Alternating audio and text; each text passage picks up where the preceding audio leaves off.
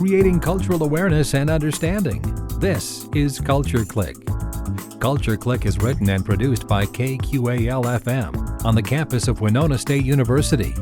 Today on Culture Clique, we're listening to part 2 of the Winona County History Center 22nd Annual Voices from the Past Cemetery Walk. They talked all about Winona's former scoundrels, scandals, and skullduggery through 10 different performance sites. I'm Brylee Harris. Stick around to learn more about Winona's history on Culture Clique. Does anyone remember, if you were at the performance in here a couple of years ago, and there was a Mr. Joseph Schlingerman who sold well, they called it snake oil. I like to call it an elixir. I don't like the other. But does everybody remember that? And one of the people in the audience actually sampled it. Didn't Judge Libra have a strong resemblance to Joseph Schlingerman? Unbelievable, really. Anyway, Site 5 is next, and it's bank robbery. All right, everybody settled now? Yeah? I don't want to waste a whole lot of time here because I've always realized that a split second makes all the difference in the world. Am I right? See, I knew you would understand because you came just in time for the second round, right? Yeah. Sorry, guys, I'm back. See, split seconds make all the difference. I almost died in 1930, and I know, that probably doesn't mean much to you because I'm already dead. My grave's out at Woodlawn, but I lived 74 long years. 50 of them were married, But that almost didn't happen, just like that. Well, you tell me all about it.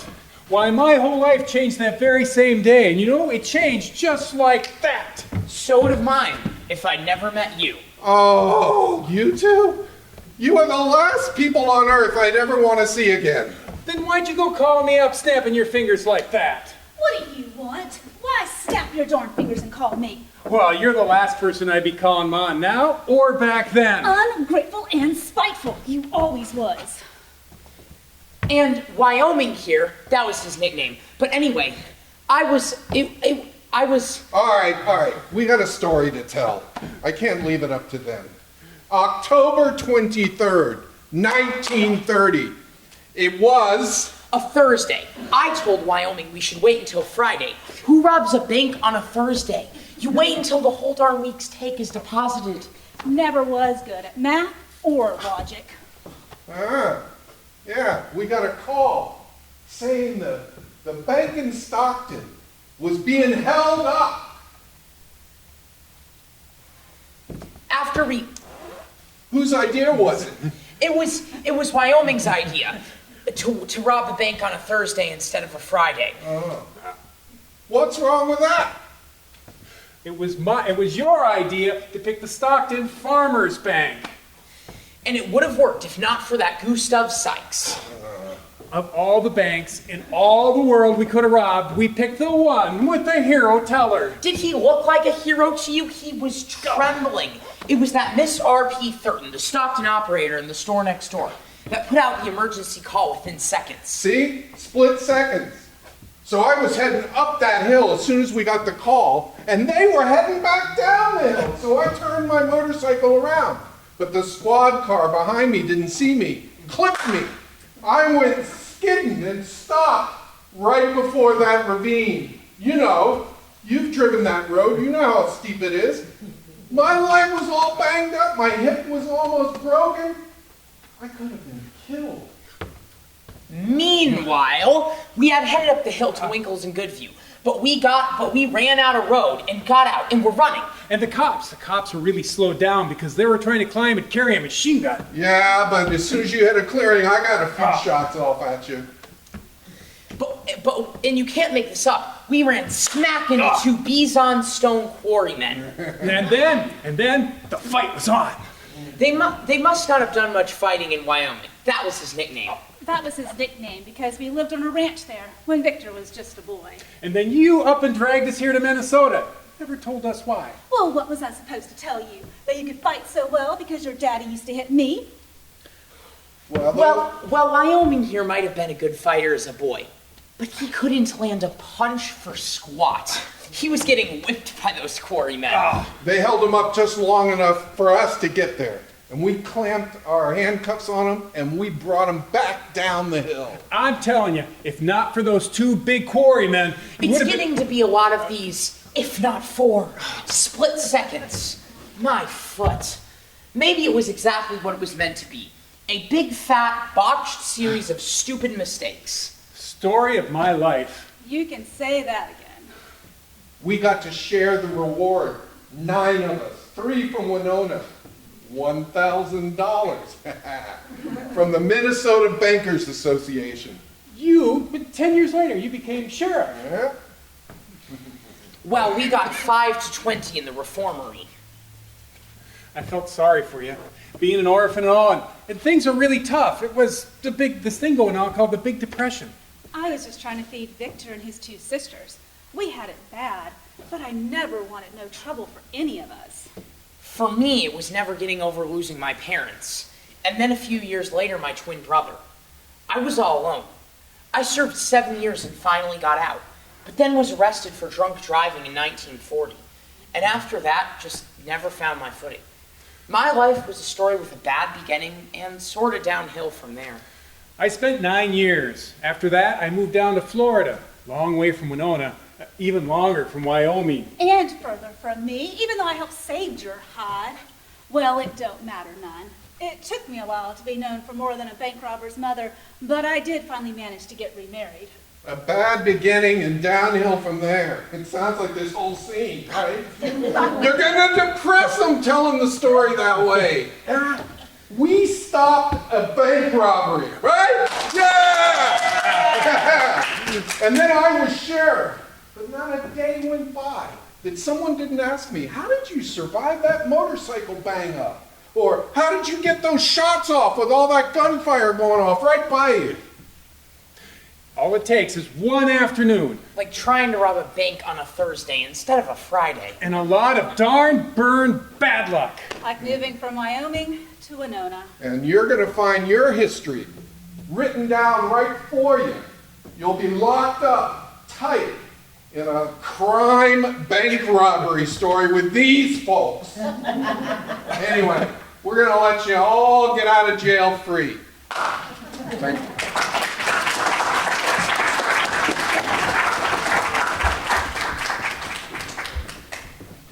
It's funny how that TV show that used to be called World's Dumbest Criminals, that comes to mind when I see these people. The next site is Site 6, which is Scandals, and it has to do with a prominent Winona name of Lamberton. So we'll have Site 6. Well, hello, Gretchen. Well, Mr. W. Kenneth Nissen, it's Mrs. Lamberton to you. Pardon, madame. Tell me, what do you think of all these people turning our final resting place into some kind of rogues gallery? Oh, it always just reminds me of why we attorneys rarely miss a meal, as you know very well yourself, Mrs. Lamberton.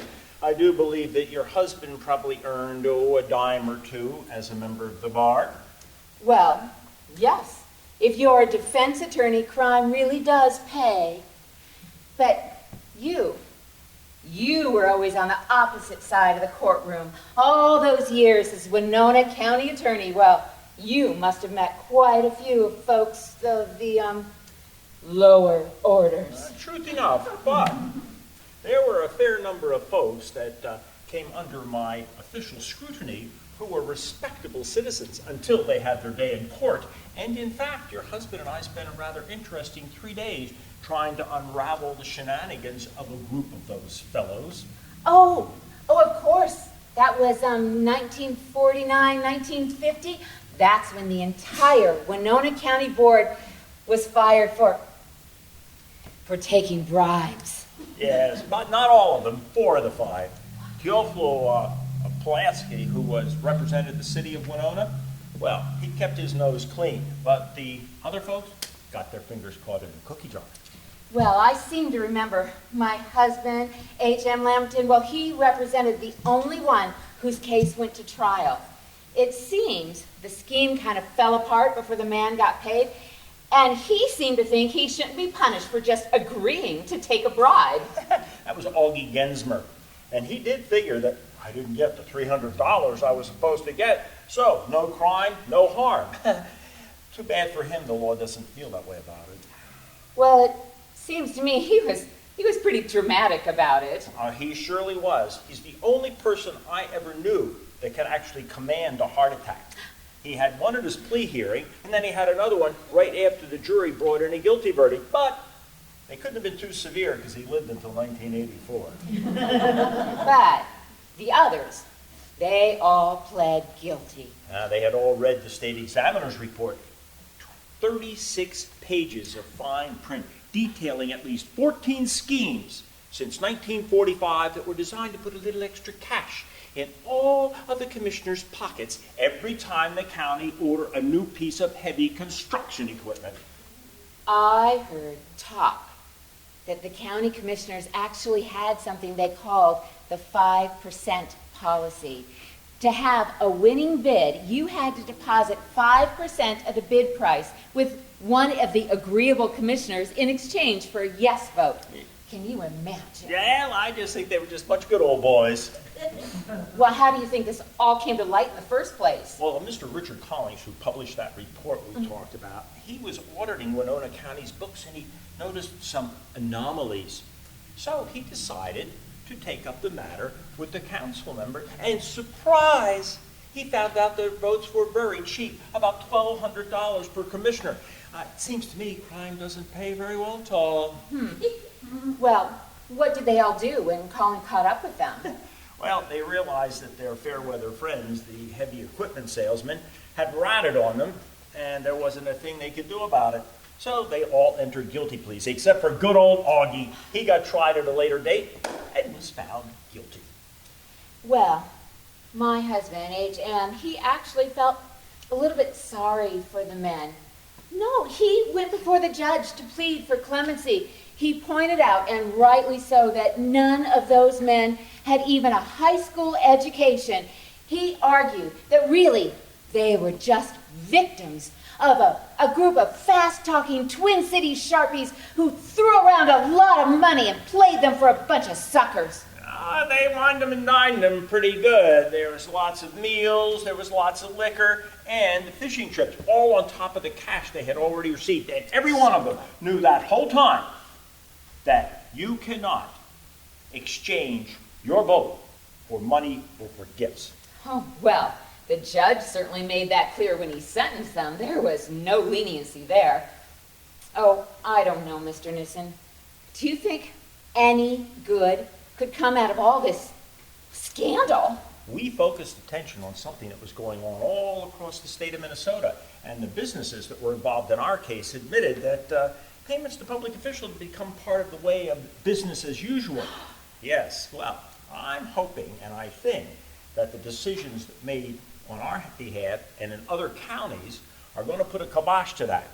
And I think that would be a good thing, and I hope it sticks. But I have another engagement I must head to, so it was nice to see you, Gretchen. It's Mrs. Lamberton to you. Oh, that man.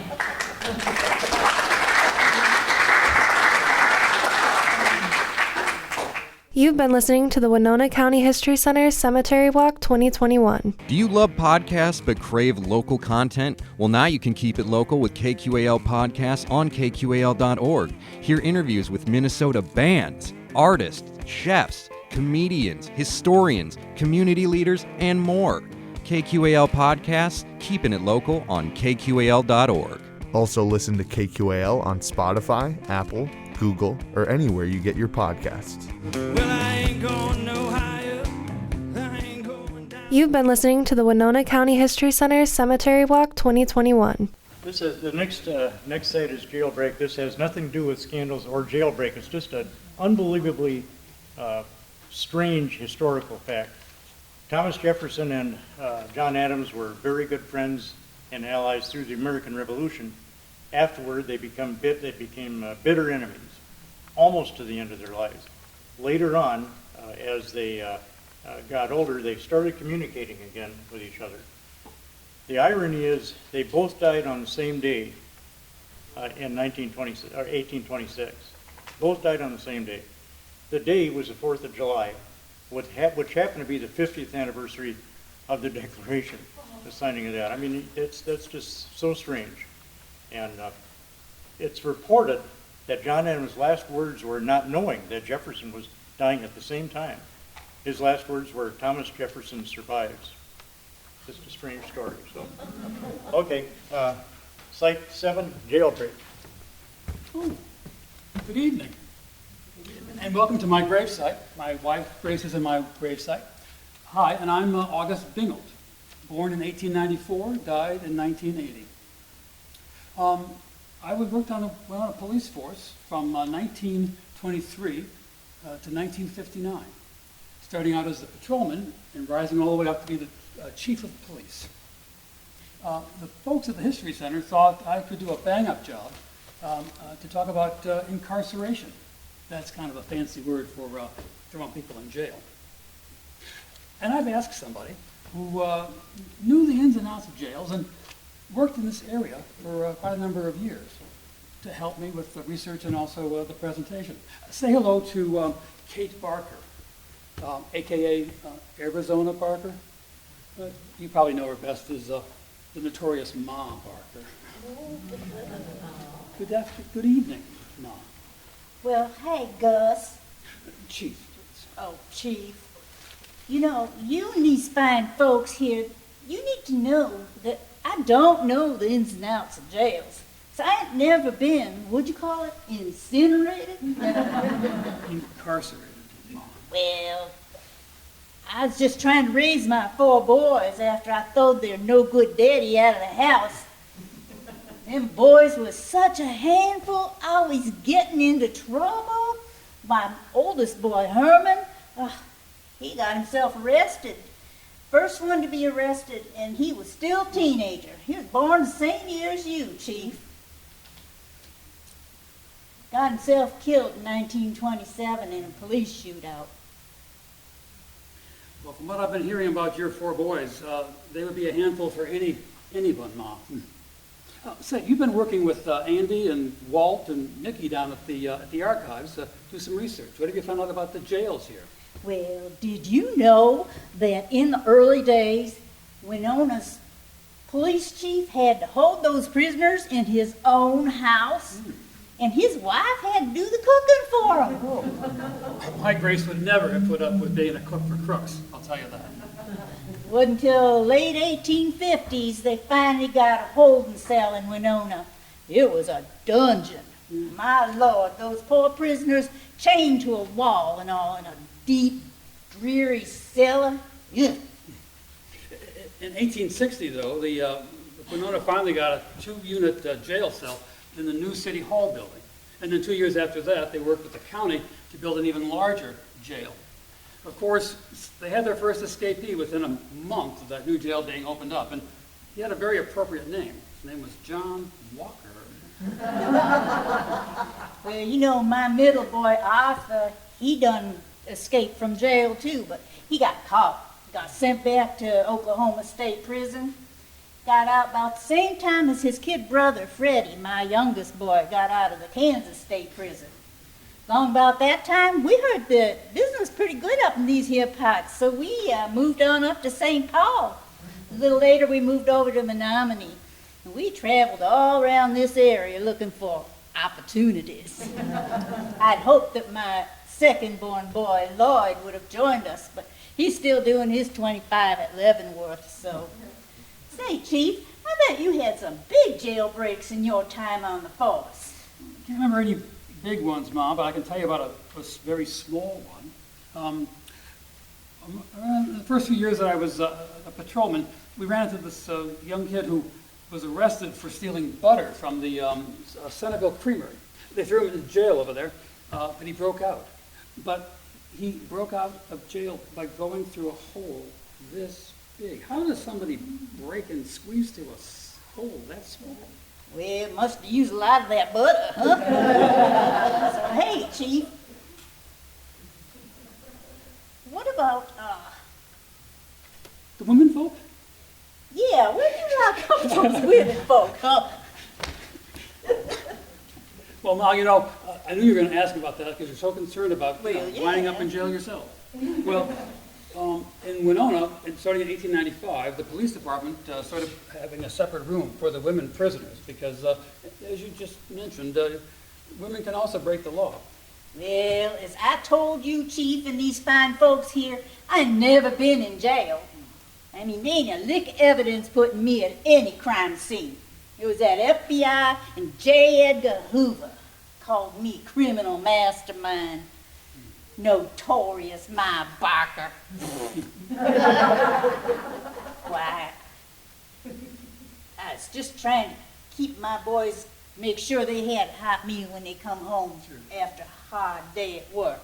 Say, Chief, didn't you lock up that Howard fella? Yeah, I was retired from the police force by then, but I was still living in town when that all came down. Winona was one of Winona's biggest murder cases and jailbreaks. Don Howard was a successful businessman, the father of 2 young girls, and in love with a pretty young woman. Only problem was he was also married to another woman.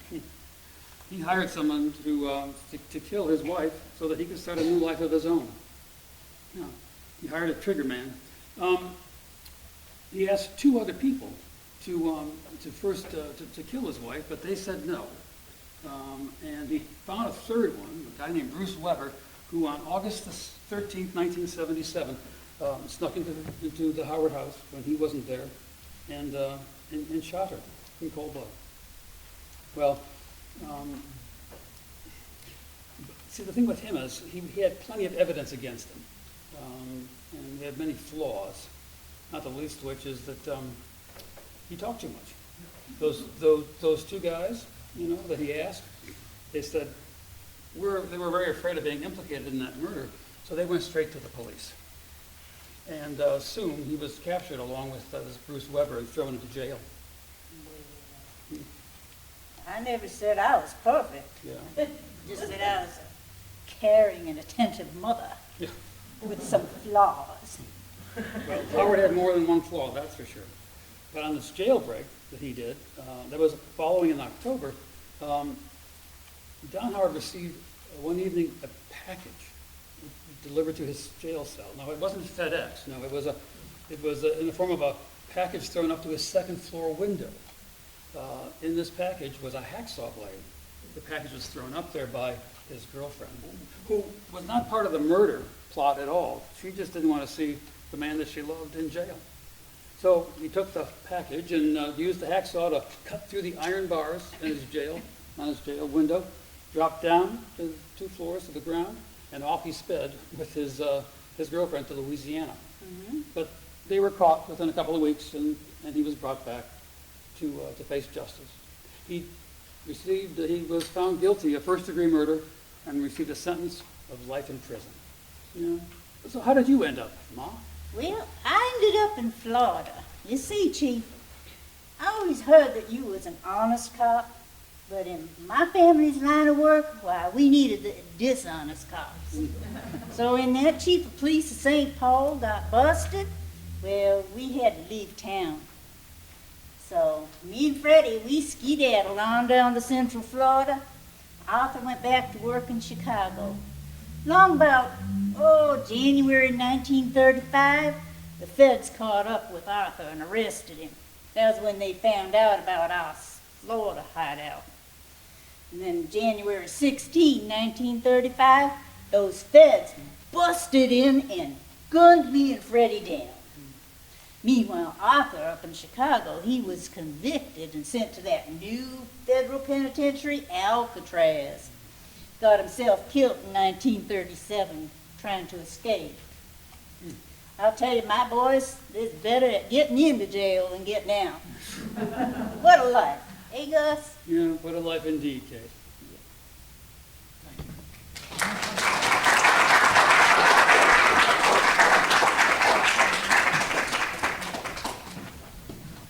The Don Howard murder case, which many of you probably are aware of, there's another example of someone who could have easily gotten on World's Dumbest Criminals. He asked several people to kill his wife. The whole thing was done very sloppily. Fortunately for the public, it was. Our next site, Site 8, this is another one of the sites that was reprised from Part 1. It was kind of known for a while as the legendary Site 5. It was the favorite site that year, and now it's going to be Site 8.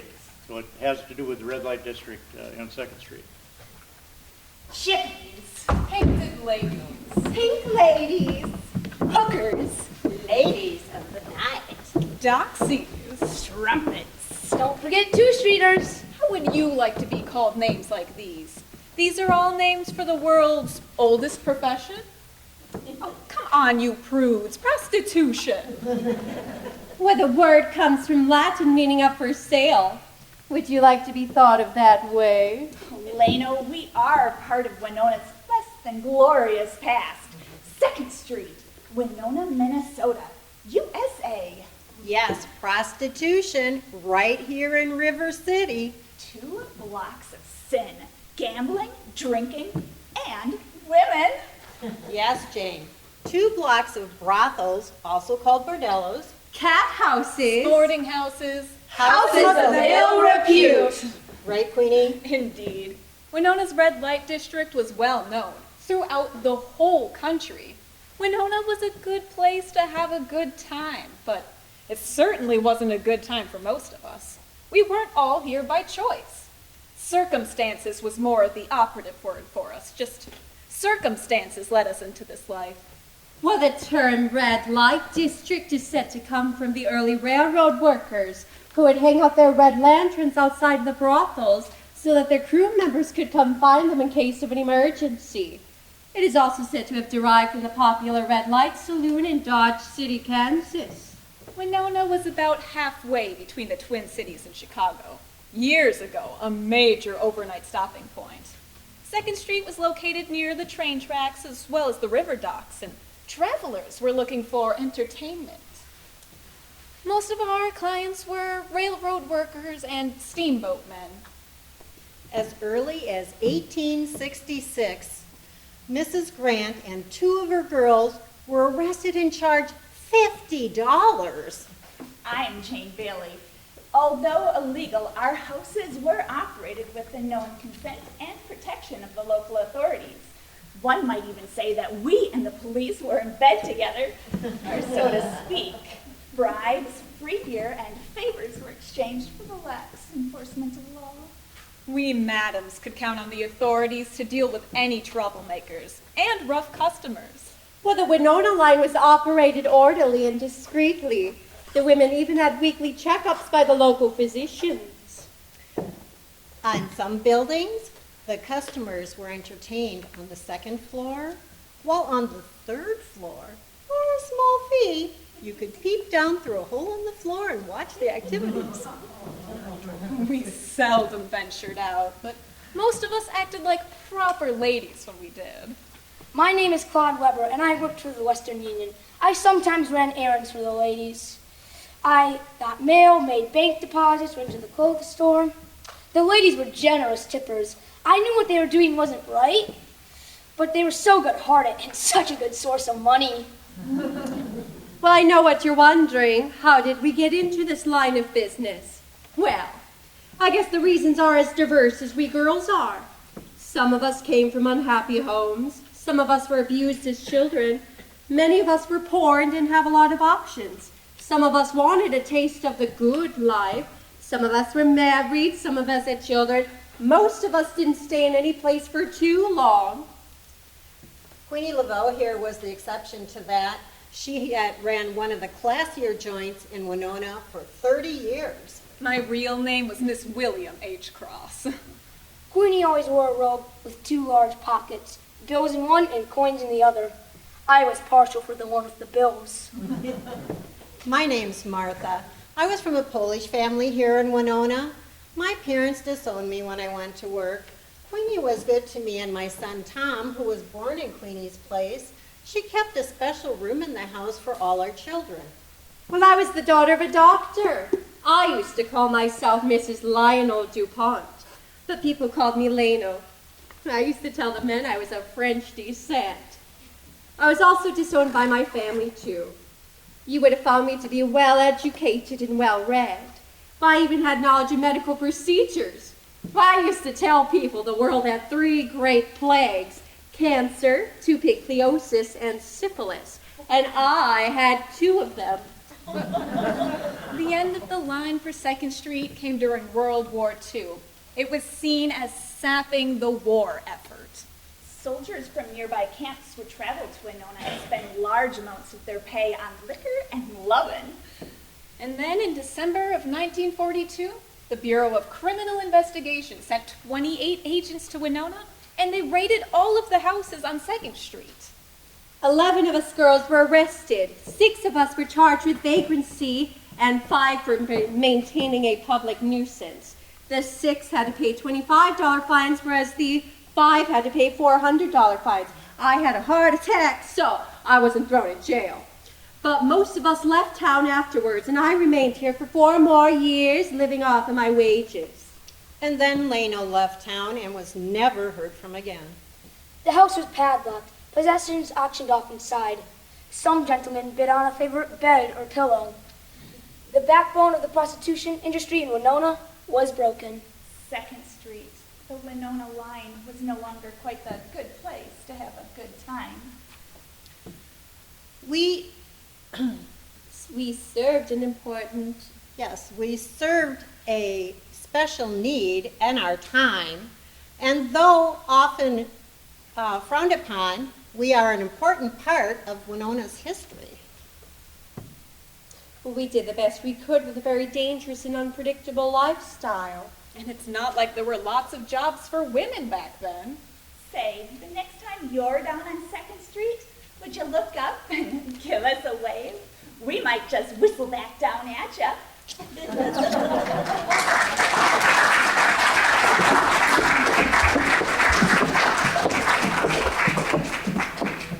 Another strange irony. This Claude Weber that was up here, he eventually became the father of Bruce Weber, who murdered Shirley Howard.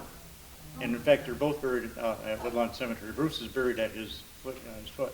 By the way, the big story in Winona, obviously in August '77, was Shirley Howard, the murder. But nationwide, the big story 3 days later was that Elvis Presley was dead. It was the same week. So, Site 9 is murder and misfortune. Guten Tag, I am C.C. Beck, and this is my wife Margareta. Hallo, I am Margareta Seidel-Lichtensteiger Beck. Cici and I both lost our spouses, and we decided we would be companions for each other in our later years. My husband was quite the businessman, and he ran the Gilmore Valley Brewery for many years. And then he was a successful downtown merchant.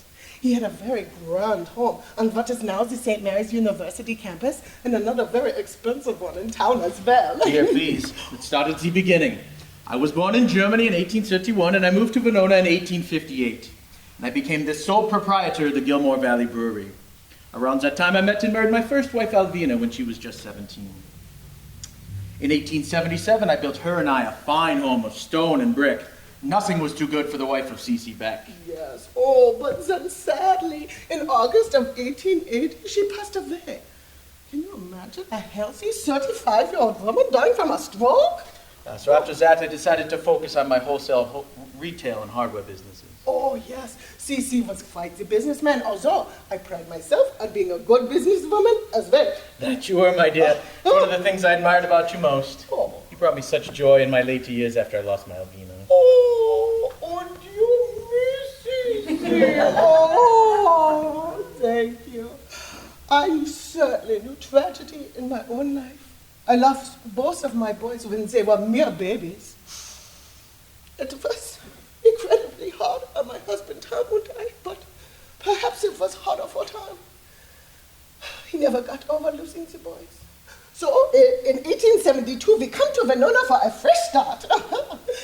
Tom ran a saloon on Lafayette and 2nd Streets for many years, but he got peculiar his last days. One day, he tells me he's going on the train back to Memphis to be buried with the boys. And the next morning, there he is telling me he's changed his mind. I call for the doctor.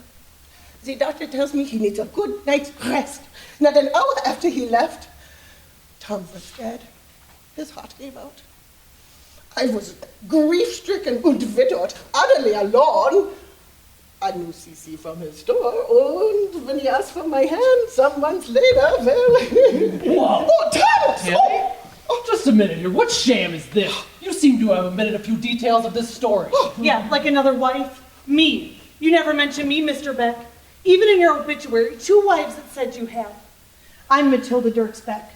I wed Mr. Beck in 1884. And I wed Mr. Beck in 1884.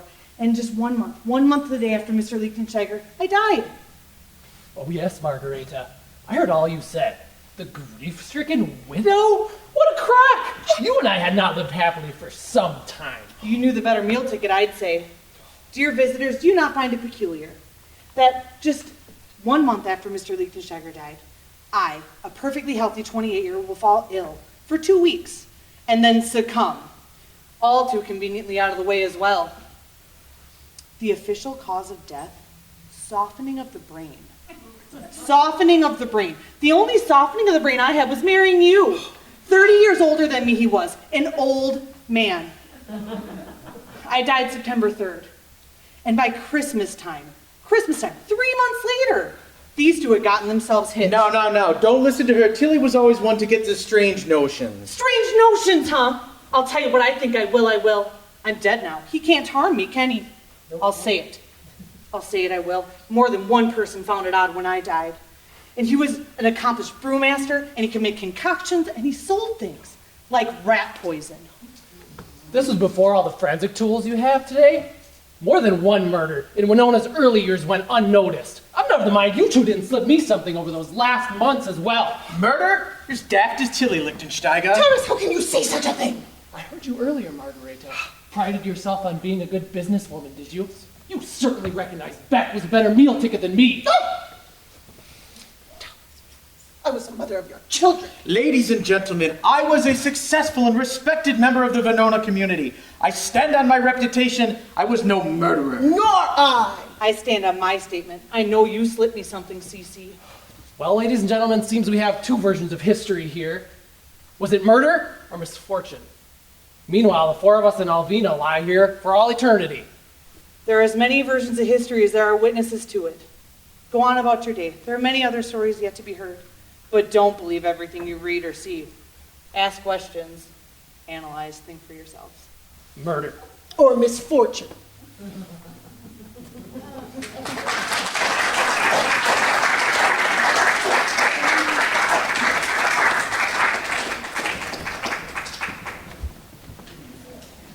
That concludes the walk this year. Thank you. Thanks again to the Winona County History Center for giving us more insight into Winona's scoundrels, scandals, and skullduggery today on Culture Clique. To keep up on all things Winona and the surrounding area, tune into Culture Clique Thursdays at 12:30 right here on 89.5 KQAL. I'm Brylee Harris, and we've been talking all about Winona's voices from the past. Cultural awareness and understanding. You've been listening to Culture Clique. Support for Culture Clique is made possible by the Minnesota Arts and Cultural Heritage Fund. Culture Clique is produced by KQAL-FM on the campus of Winona State University. For more information, look us up on the web at kqal.org. And thanks for listening to Culture Clique.